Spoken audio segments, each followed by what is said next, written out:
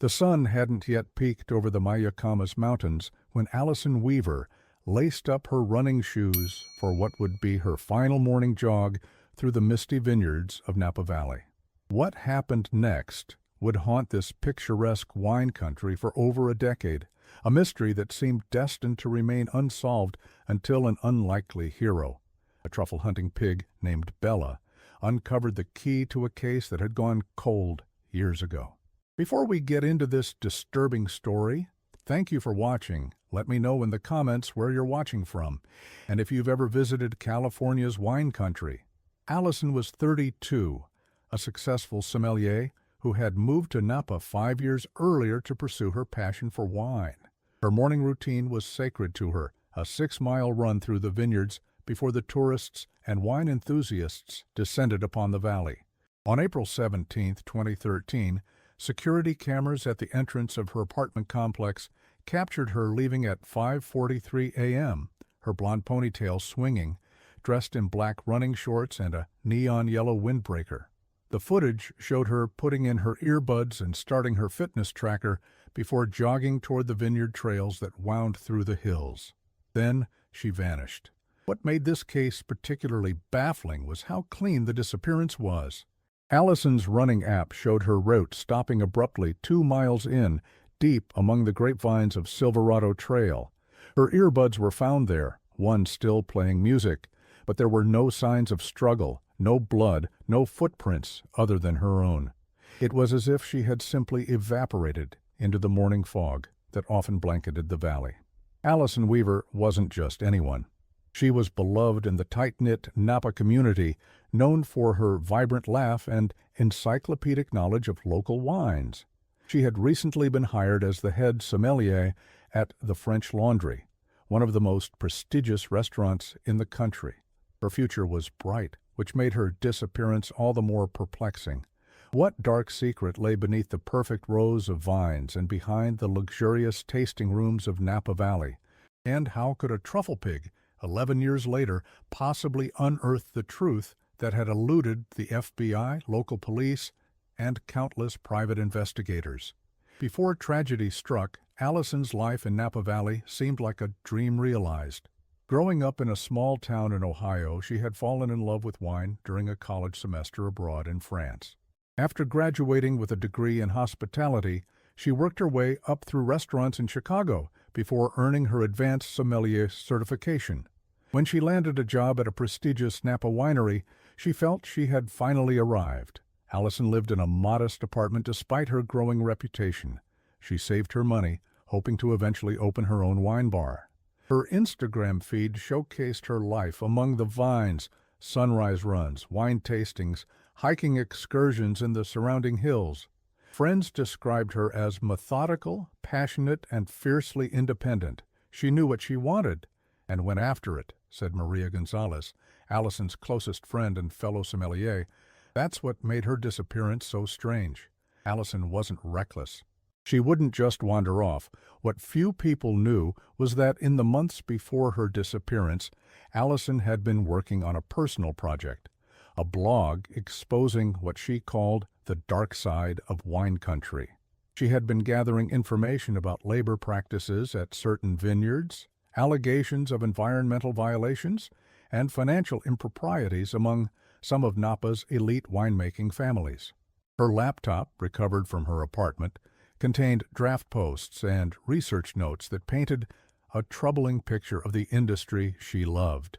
There was also a man, Victor Harmon, the 45-year-old heir to one of Napa's oldest wineries.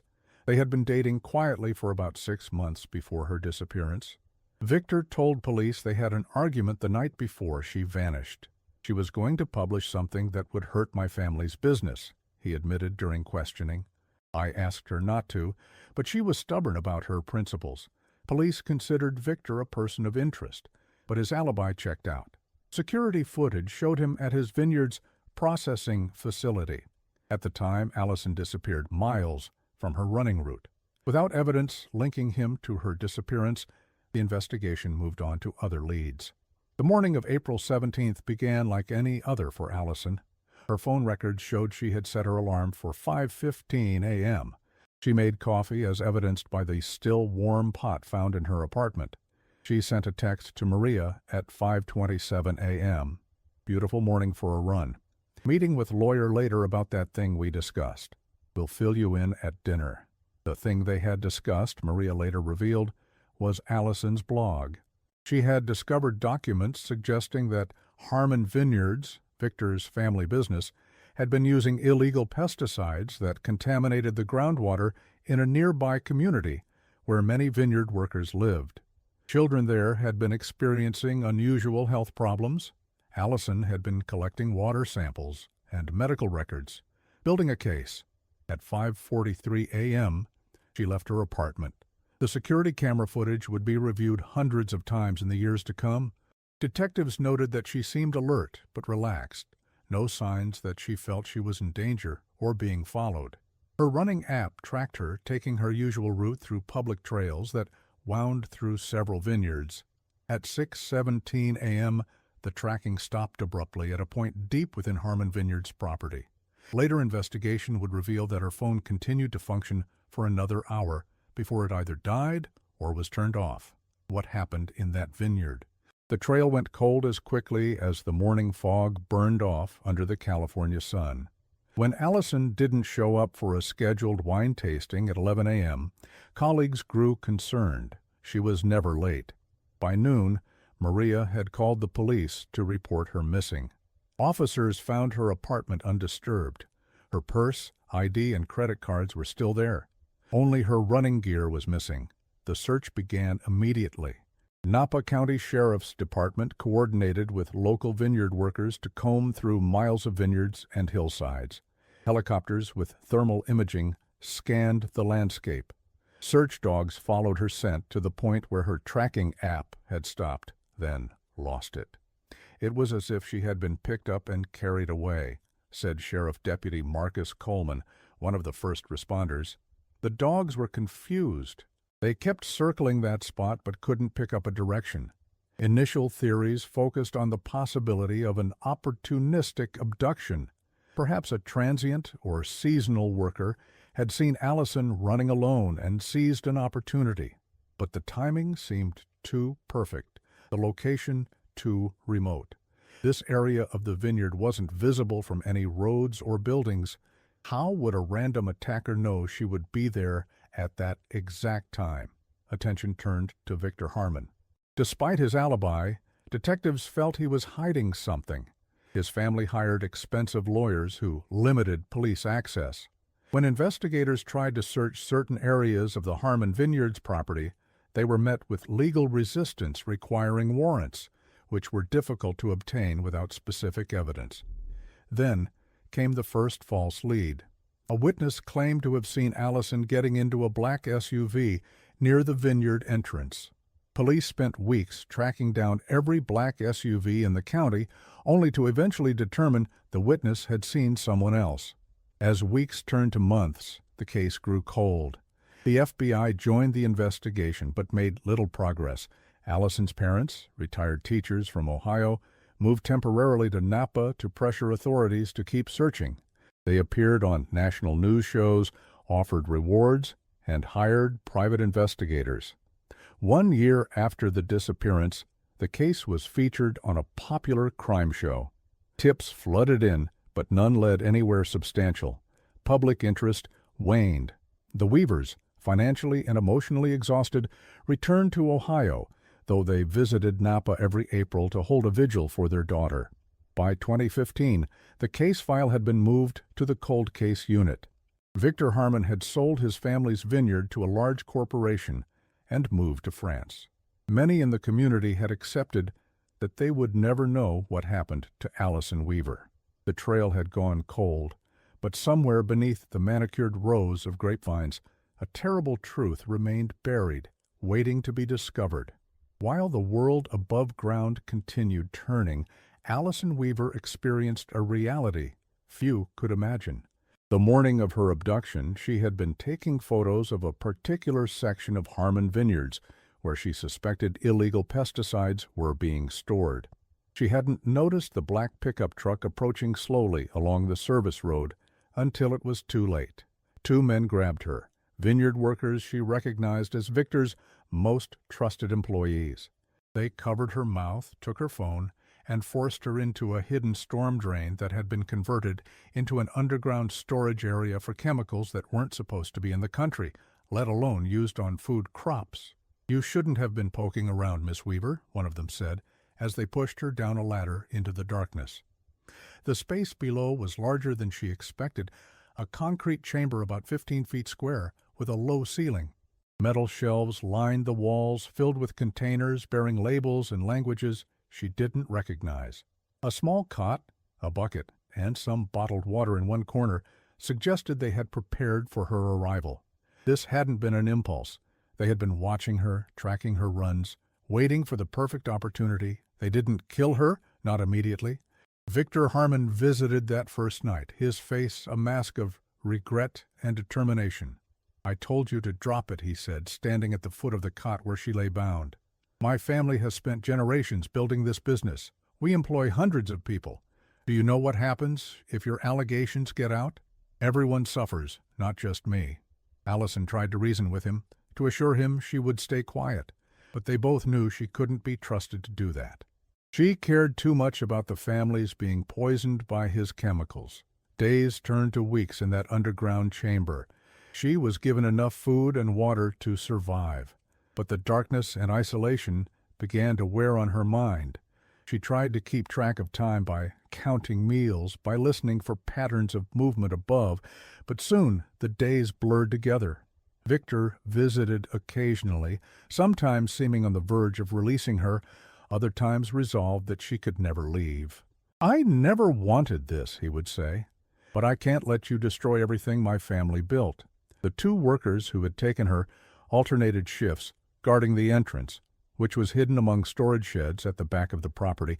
One of them, Miguel, sometimes talked to her, expressing guilt but insisting he had no choice. Victor was threatening to report his undocumented family members if he didn't cooperate. As months passed, Allison realized no rescue was coming.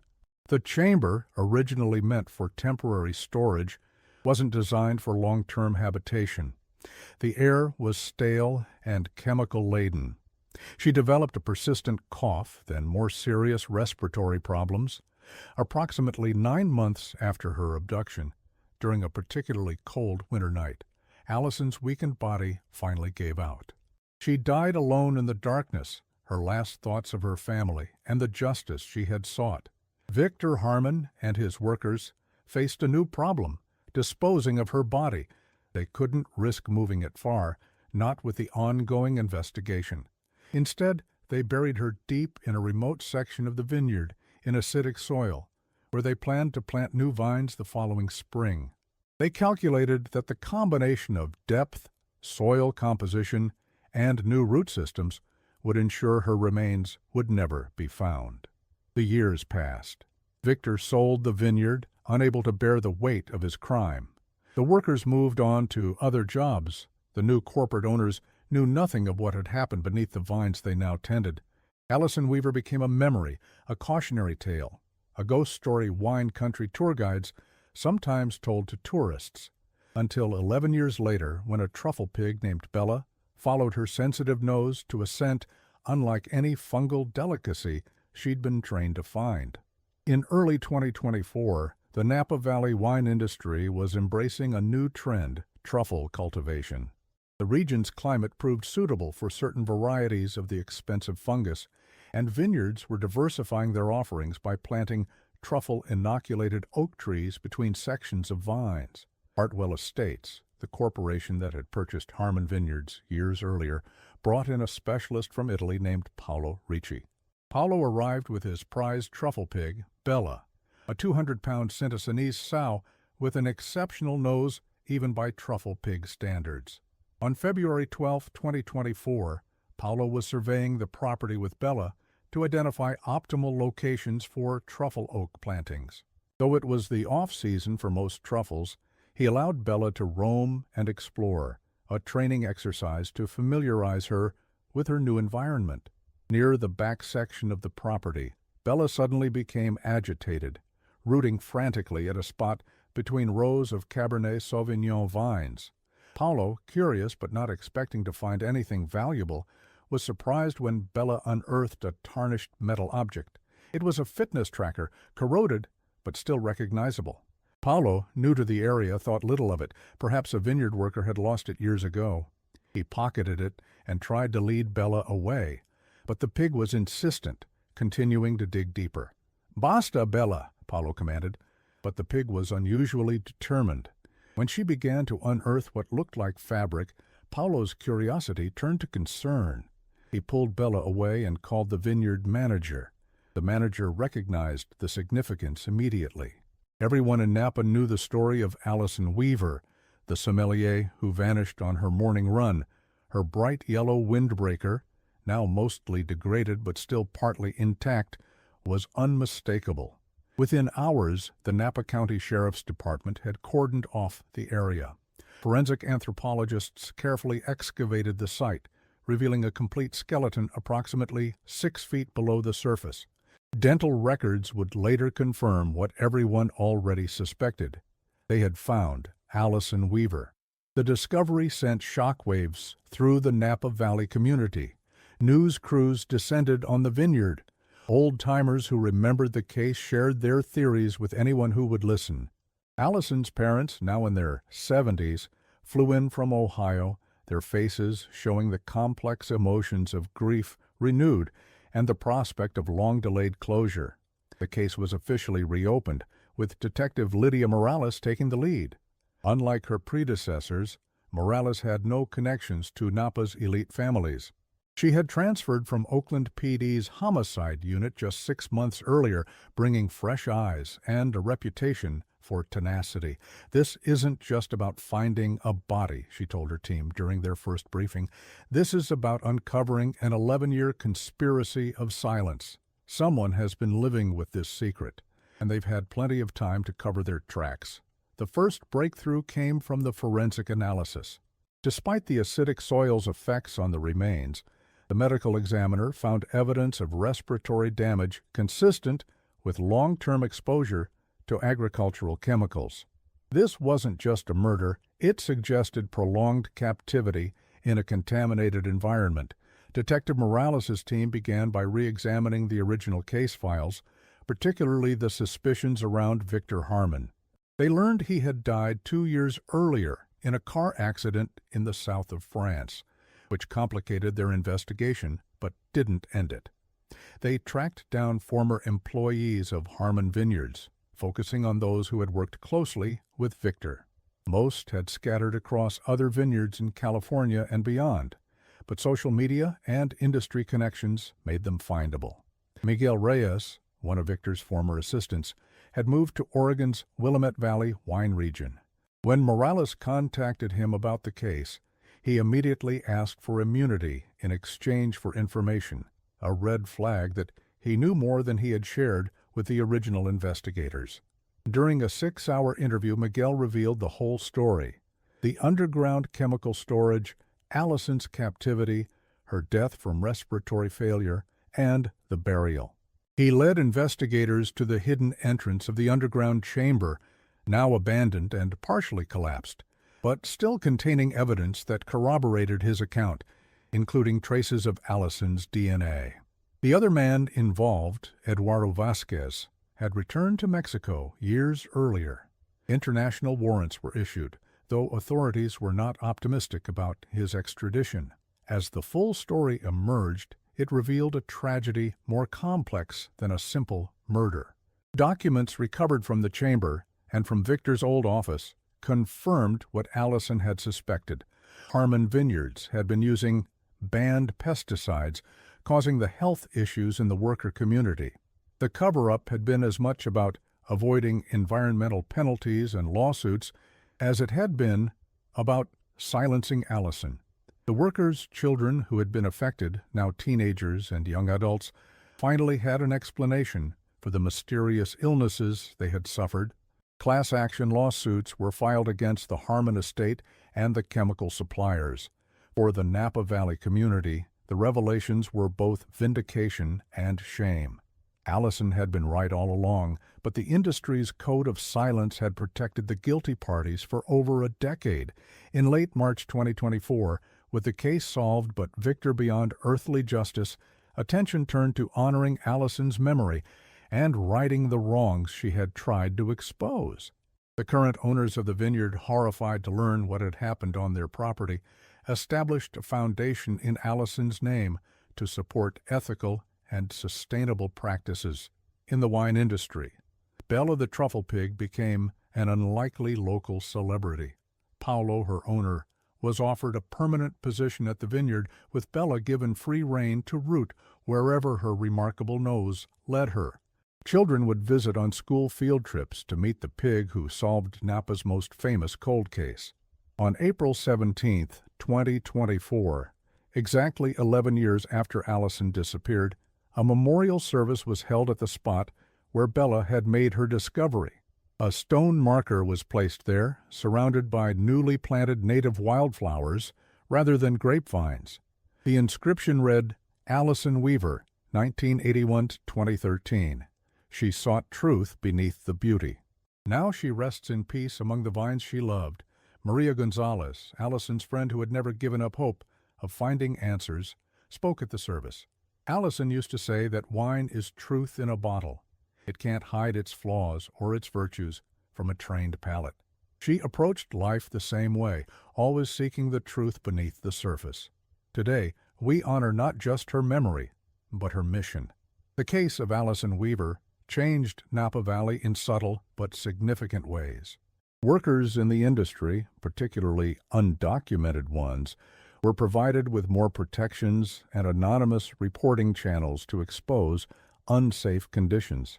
The story of the sommelier who disappeared on her morning jog, only to be found 11 years later by a truffle-hunting pig, became part of Napa Valley lore, a reminder that even in places of extraordinary beauty, darkness can lurk beneath the surface. For Detective Morales, solving the case brought professional recognition, but also philosophical questions about justice. Agricultural practices came under greater scrutiny. Victor Harmon died without ever facing consequences for what he did, she noted in her final case report.